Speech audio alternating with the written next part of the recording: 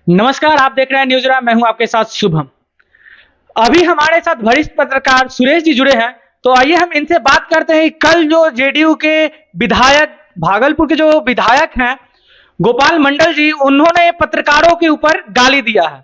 तो क्या पत्रकार की जो इज्जत है इतना कम गई है कि कोई भी आजकल आएगा और पत्रकारों को गाली दे देगा?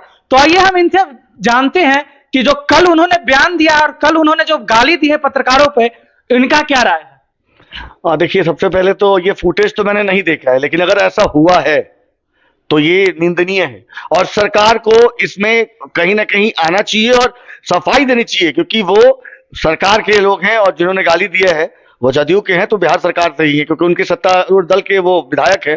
तो ऐसा जो भी हुआ गलत है। लेकिन एक आप जो मंडल साहब की बात कर रहे हैं, आप चौथा स्तंभ को किस रूप में देखते हैं ये देखना होगा। सबसे पहले आपको बता दूं कि आज लोग कहते हैं गोदी मीडिया, क्यों कहते हैं? क्या चौथा स्तंभ इतना नीचे गिर गया है? क्या चौथा स्तंभ की कोई गरिमा नहीं है? पहले हम खुद को संभाल लें। आज उनकी बोलने की इतनी हिम्मत सिर्फ और सिर्फ इसलिए हो गई कि कहीं ना कहीं हम कमजोर दिख रहे हैं, हम कमजोर पड़ रहे हैं। और चाहूंगा प्रेस क्लब से कि प्रेस क्लब भी इस पे आए और हस्तक्षेप करे और सार्वजनिक रूप से उस व्यक्ति को माफी मांगनी होगी अगर उन्होंने गाली दिया है तो। उन्होंने बस गाली ही नहीं दी है। कल जब उनसे पत्रकार जब पूछ रहे थे तो उन्होंने कहा कि अभी भी मेरे पास बंदूक है और मैं बंदूक निकालूं क्या? सबसे बड़ी ताकत मेरे भाई आपको मालूम है कलम की होती है। हमारे पास कलम है और इतिहास गवाह है कि जब जब कलम उठा है सत्ता परिवर्तित हुआ है। तो कहीं अगर ये इतने घमंड में है तो सत्ता परिवर्तित होकर रह जाएगा अगर पत्रकार अपनी औकात में आ गए।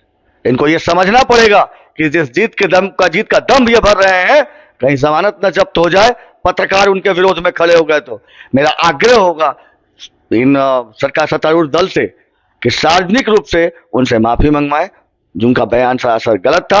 और प्रेस क्लब से भी एक नम्र निवेदन हो गया, जितने भी मीडिया के यूनियंस हैं उनसे, कि इस पे हस्तक्षेप करें, क्योंकि अगर ये हुआ है तो निंदनीय है, दुखद घटना है। भविष्य में कोई लड़का जर्नलिस्ट नहीं बनेगा।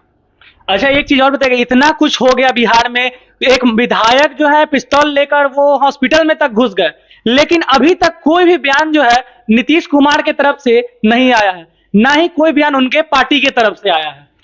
नीतीश जी तो बहुत भोले भाल है, जैसा कि आप देखते हैं, आप लोग सब जान रहे हैं। इतने भोले और इतने महान शासक जो हैं उनके बारे में ऐसा न बोले। वो नहीं बोलेंगे। क्यों नहीं बोलेंगे? अब मैं यहां बैठा हूं, आप मुझे उठाओगे तो अच्छा तो नहीं लगेगा। अब बाकी बोलने की जरूरत नहीं, आप भी कहीं ना कहीं पत्रकारिता करते हैं, तो नीतीश कुमार कैसे बोलेंगे? तो कोई और मंत्री तो उनके खिलाफ बोल सकता है। फिर कैसे बोलेगा? उसकी कुर्सी तो उसे प्यारी नहीं है क्या? आज की राजनीति कभी भी आपके इसकी लड़ाई राजनीति नहीं हो रही कि हाँ हम आगे बढ़ाएंगे, उत्थान करेंगे। आज की राजनीति जो हो रही है ना, जातिगत आधार पे हो रही है, और जब तक ये होगा तब तक यही होता रहेगा। आप जातीय आधार पे बोल रहे हैं और यहाँ तो जातीय जनगणना में ब्राह्मण और राजपूत के जो है आंकड़े को कम कर दिया गया है। ये तो राजनीति की बात वही जाने।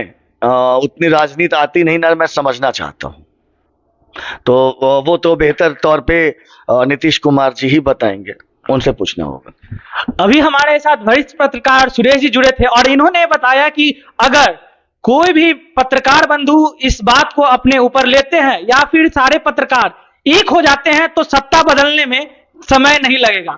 बाकी आप लोगों को क्या लगता है कि क्या पत्रकार इतना कमजोर हो गया है? तो आइए, इसे यही समय है कि पत्रकार सब एक होकर उस विधायक को अपनी औकात दिखा दिया जाए। धन्यवाद। आप देख रहे थे न्यूज़ शुभम के साथ।